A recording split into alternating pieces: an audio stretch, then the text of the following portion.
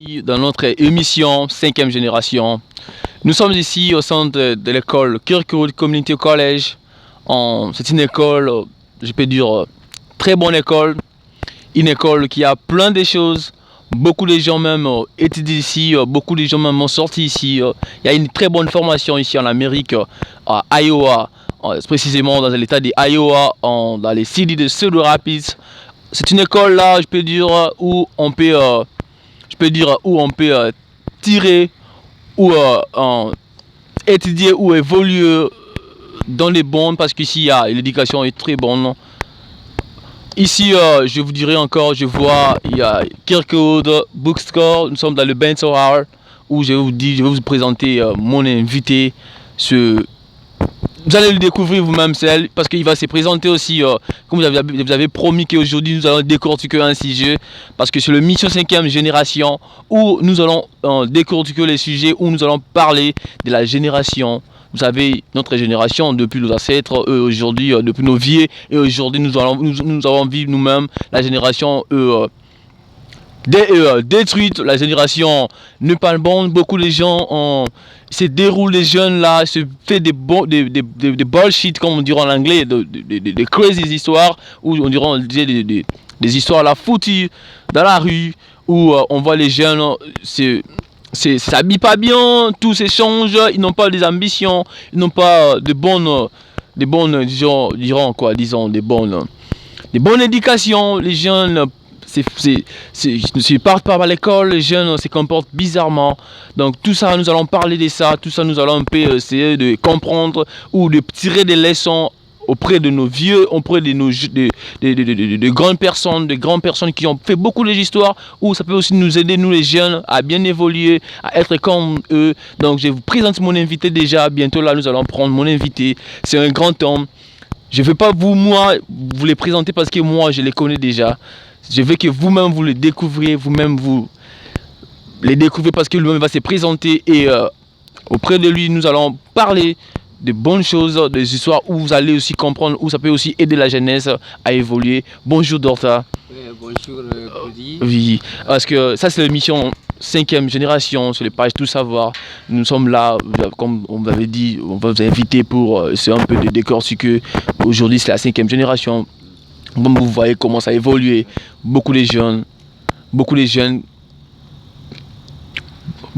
ne savent pas quelles sont les émissions à suivre. C'est pour cela notre équipe Tout Savoir, avec le mission 5e génération, nous sommes ici pour vous cautionner, pour essayer un peu de comprendre certaines choses sur la 5e génération ou certaines choses à propos des jeunes.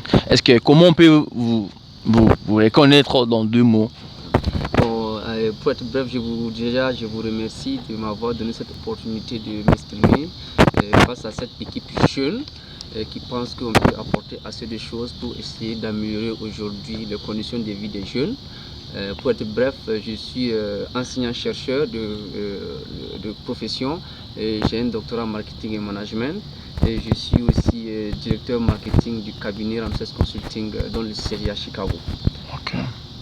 Comme aujourd'hui votre émission déjà est une émission vraiment qui apporte beaucoup à la jeunesse. Moi je suis de l'Afrique de l'Ouest, vous êtes de l'Afrique centrale.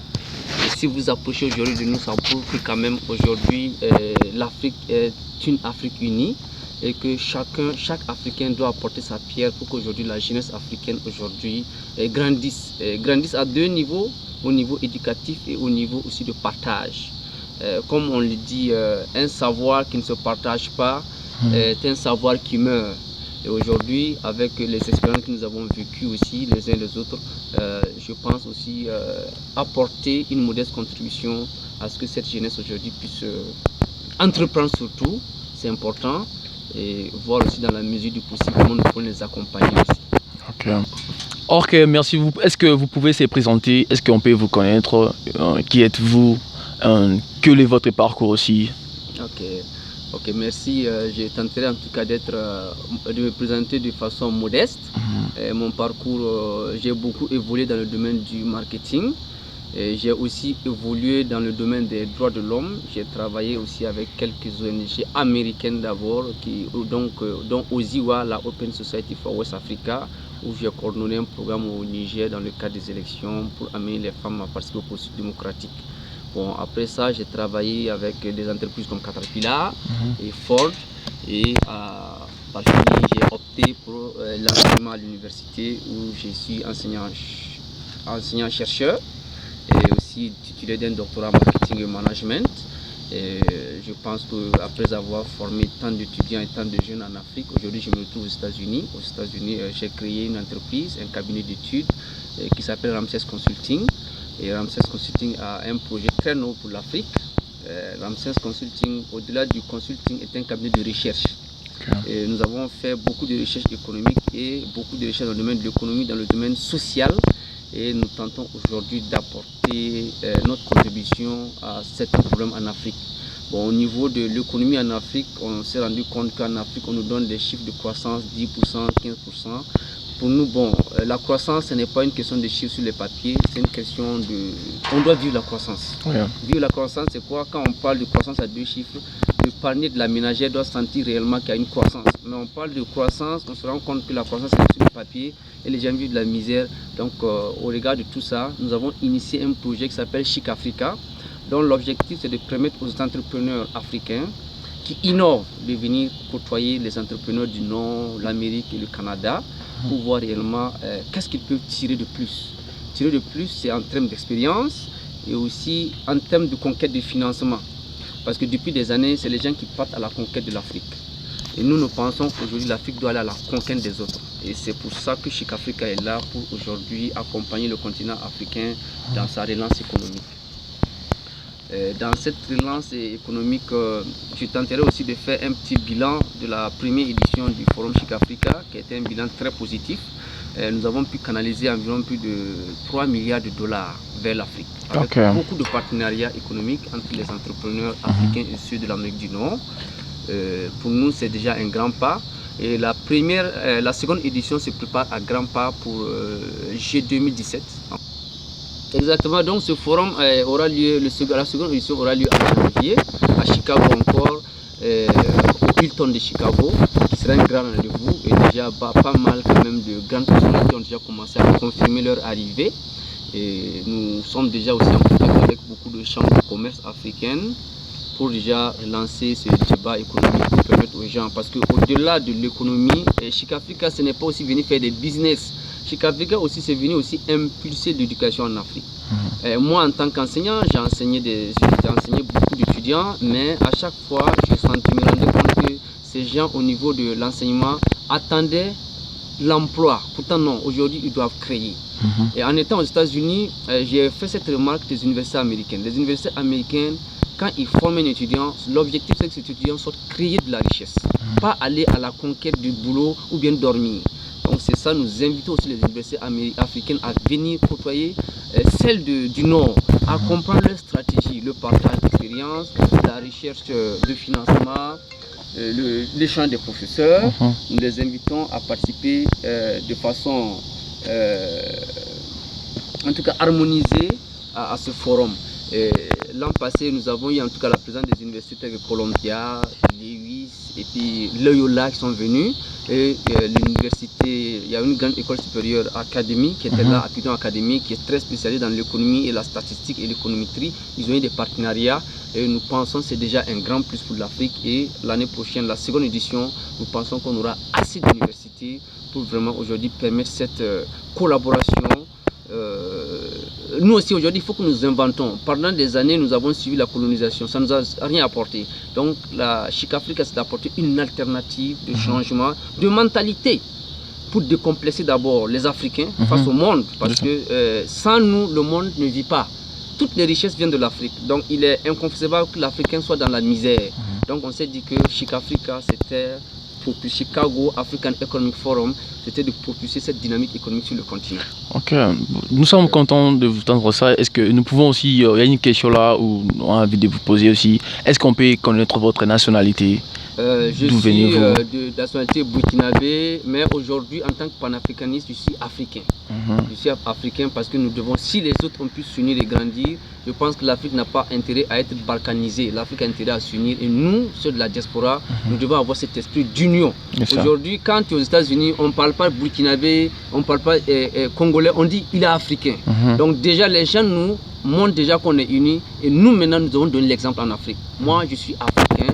Je pense que c'est aujourd'hui c'est ça qui fait qu'aujourd'hui nous avons les mêmes points que vous venez vers moi pour avoir quand même si possible des conseils parce que vous pensez que nous sommes dans la même dynamique. Ok, et nous avons aussi une question, on vous a entendu parler de votre forum, on veut savoir est-ce que dans votre forum les jeunes sont là ou vous avez aussi de l'Afrique, dans votre forum, tous les pays africains sont là aussi, ils vont participer ou pas, c'est ça une autre question, on veut savoir. Ok, exactement, nous avons un point très sensible qui nous tient à cœur, la jeunesse. Et vous savez que la jeunesse aujourd'hui en Afrique représente au moins 60 ou 50%, plus de la moitié de la population. Et que si nous ne trouvons pas des solutions adéquates à cette jeunesse, nous allons rentrer dans des crises sociales que personne ne pourra gérer. Et vous avez vu l'exemple du Burkina, c'est la jeunesse qui s'est révoltée et ça conduit à ce que vous avez su, départ d'un président, organisation des élections. Vous avez vu dans d'autres pays, pas mal de pays, Niger, Côte d'Ivoire, un peu partout, la jeunesse s'exprime parce que la jeunesse veut aujourd'hui s'affirmer parce qu'elle s'est sentie un peu écartée dans le processus de développement en Afrique. Donc la jeunesse, au niveau de Chic Africa et Ramses Consulting, nous tenons beaucoup à ça. Si on peut aujourd'hui parler d'économie sans parler d'insertion professionnelle des jeunes, d'entrepreneuriat des jeunes. Et cette seconde édition, toutes les universités que nous invitons, nous avons aujourd'hui invité à envoyer au moins un étudiant. Un étudiant qui va aujourd'hui prendre la parole devant beaucoup d'entrepreneurs pour montrer cette capacité de leadership que la jeunesse a. La jeunesse doit s'affirmer et nous invitons les jeunes aussi à soumettre des projets. À des projets. Il y a des jeunes déjà qui me contactent par des réseaux Facebook pour voir comment ils peuvent être primés et de nous envoyer leurs projets et nous allons voir dans la mesure du possible comment aussi les accompagner. Bon, l'accompagnement, il faut qu'en Afrique les gens changent d'esprit. L'accompagnement, ce n'est pas forcément financier. Il ne faut pas que l'accompagnement, les gens voient l'argent. L'accompagnement d'abord, c'est l'accompagnement technique. Lui, l'important, quand quelqu'un vous transfère de la connaissance et de la compétence, je pense que c'est cet accompagnement que les jeunes doivent attendre de nous. Il ne faut pas attendre qu'on vous envoie des millions. Oui, s'il y a des possibilités, en tout cas, nous allons accompagner financièrement les meilleurs projets. Dans le cas contraire, nous tenterons de mettre un comité pour le suivi et chercher des partenariats aussi économiques sur ces jeunes. Donc la jeunesse nous tient à cœur et nous luttons pour cette seconde édition à ce que les jeunes viennent s'exprimer. Ok, pour les États, nous avons invité tous les États africains, sont conviés à travers leur chambre de commerce. Et au passage, je profite de saluer tous nos représentants en Côte d'Ivoire, en Guinée, au Maroc, au Gabon, en île Maurice, en Madagascar, au Togo, au Bénin, au Mali, au Canada. Même le Canada, nous avons une représentation au niveau du Canada où les jeunes africains là-bas se mobilisent pour vraiment aujourd'hui donner un ouf vraiment à cette activité. Pour dire que Chic Africa, c'est la jeunesse africaine en émergence d'idées. Ils sont en émergence d'idées parce que aujourd'hui, comme on dit, c'est la vision qui s'impose au monde et nous encourageons les jeunes vraiment à s'impliquer. Et vraiment sur le continent, vous voyez, toutes nos 33 représentations, c'est des jeunes. C'est des jeunes qui décident aujourd'hui de voir la vie autrement, des jeunes qui essaient de se battre autrement et de, aujourd'hui, à travers ce forum, imposer leurs pensées, imposer c'est trop dit, mais communiquer leurs pensées pour que les gens puissent prendre en compte leurs désirs et leur devenir. Et aujourd'hui, durant ce forum aussi, nous prévoyons aussi, au-delà aussi, nous avons aussi prévu d'inviter des hôpitaux, parce qu'il y aura aussi des hôpitaux américains que nous avons invités à travers quand même certains spécialistes, parce que vous savez qu'on peut parler de croissance économique si vous n'êtes pas en bonne santé. Exactement, donc nous avons invité les hôpitaux. Il y aura même une séance de formation pour les hôpitaux sur le management de qualité, parce que nous devons aujourd'hui converger vers un système de qualité à bas prix pour que tous les Africains aient accès à la santé à bas prix et nous permettre aujourd'hui d'amorcer notre développement. Parce qu'il faut être en bonne santé, pour parler d'économie, pour parler d'agriculture, pour parler d'émancipation. Si vous êtes malade, vous n'avez plus d'avenir. Et tous ces paramètres seront aujourd'hui ciblés. C'est pour ça que cette année, on a pris le cas du partenariat public-privé. private sector partnership, nous avons pris ça cette année pour vraiment permettre aujourd'hui au continent d'innover, parce que le développement, ce n'est pas une question de pouvoir politique. Le développement, c'est tout le monde. Et nous pensons que les entrepreneurs américains, africains aujourd'hui, je m'excuse, africains plutôt, peuvent aujourd'hui venir dans les pays du Nord, voir avec les personnes qu'ils peuvent aujourd'hui travailler. Comme je l'ai dit d'habitude quand j'anime mes conférences, aujourd'hui on a dépassé le stade pour qu'on nous impose ce que nous devons devenir. Non, c'est à nous de montrer aux autres ce que nous avons besoin. C'est ça le développement. Et nous pensons que Chic Africa, c'est un cadre aujourd'hui que les Africains s'expriment au monde pour réellement montrer réellement ce dont ils ont besoin, pas ce dont les autres ont besoin qu'ils fassent. Et nous pensons que si les gens ont compris ça, et la diaspora est là. Nous avons invité aussi beaucoup d'entreprises de l'Afrique pour montrer à la diaspora où investir. Investir, c'est ça, parce que comme on dit, on n'a pas besoin d'être en Afrique pour dire qu'on est panafricain. Un panafricaniste, c'est celui qui apporte sa pierre où qu'il soit pour que l'Afrique grandisse. C'est un peu l'idéal que nous souhaitons aujourd'hui développer, de voir le monde. Est-ce qu'on peut savoir où sera lié ce forum? Ce forum aura lieu à Chicago, au Hilton de Chicago. Il aura lieu là-bas, et puis ça sera aussi, on va aussi couronner certaines entreprises africaines qui ont eu du succès durant ces 2016. Ils auront des prix. On a des prix quand même de la meilleure entreprise, l'entreprise citoyenne, le prix aussi de la meilleure université.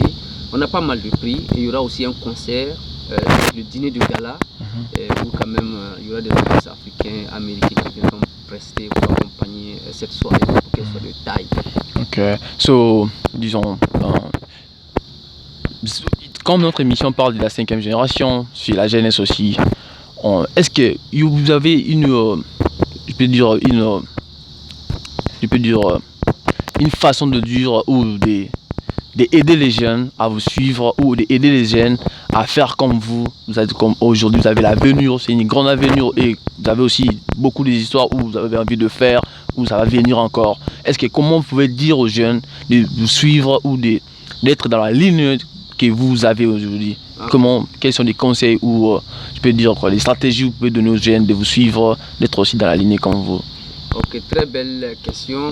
C'est vrai qu'aujourd'hui, chacun a son parcours, mais si déjà des jeunes pensent que nous sommes des modèles pour les accompagner dans leur avenir, moi, ce que je conseille à la jeunesse comme conseil, c'est, moi personnellement, j'ai pris beaucoup de risques. La vie, c'est des risques, et aussi la passion de ce que tu fais. Moi, particulièrement, j'ai une passion pour le marketing, j'ai une passion pour l'enseignement.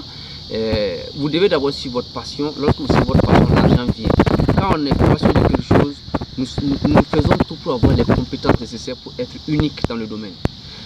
Donc je vais conseiller d'abord à la jeunesse de faire des sacrifices. D'abord aller à l'école, c'est très important. Il faut aller à l'école. Quand vous partez à l'école, vous êtes en train aujourd'hui d'aider vous-même et aider votre communauté. Aujourd'hui, si nous parlons aujourd'hui, c'est parce que nous avons été à l'école. Si nous parlons des expériences, c'est parce que nous avons été à l'école, on a eu des documents, on a eu des formations. Aujourd'hui, on est capable de partager cette expérience, d'aller à l'école, et aussi de savoir réellement qu'est-ce que vous voulez. Qu'est-ce que vous voulez? Quand je prends par exemple l'exemple de la citation de Steve Jobs qui dit que suivez votre intuition et votre cœur. Entre ces deux-là, ils savent réellement ce que vous voulez devenir, le reste c'est secondaire. Ça veut dire que la première des choses, c'est pas courir derrière l'argent. L'argent finit. Cherche le savoir. Quand tu as le savoir, tu peux t'imposer. Et quand tu t'imposes, l'argent vient seul. Donc la jeunesse, de ne pas chercher la vie facile. La vie, c'est un parcours de combat. Vous devez vous battre. Vous devez aller à l'école. Aller à l'école et aussi accepter des sacrifices. Accepter ces sacrifices, c'est quoi aujourd'hui? Bon, toi, Glody, tu es jeune, je t'ai vu à l'œuvre, tu te bats, tu fais beaucoup d'efforts, et déjà ton émission me plaît parce qu'aujourd'hui, tu es en train de contribuer à éclairer les jeunes.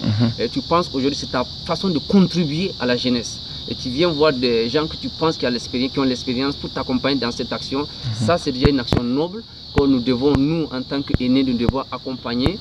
C'est pour ça qu'on est là pour partager cette expérience. Aussi, à cette jeunesse, d'avoir des valeurs d'éthique. Et aussi côtoyer les gens qu'ils pensent avoir de l'expérience pour les guider. Et le reste, je pense, ça viendra seul. Même les émissions, aujourd'hui, quand on voit les jeunes, c'est la musique, c'est très bien d'écouter la musique, mais nous avons des musiques qui nous éduquent. Donc, il faut écouter ces musiques qui nous éduquent. Nous avons des musiques qui nous valorisent. Comme j'ai dit, nous sommes toujours tout le temps africains. Même si on est venu aux États-Unis, nous avons des valeurs que nous ne devons pas laisser. C'est ça qui fait notre originalité. Parce que, quoi qu'on dise, même si on veut ressembler à un Américain, nous ne serons jamais des Américains. Donc,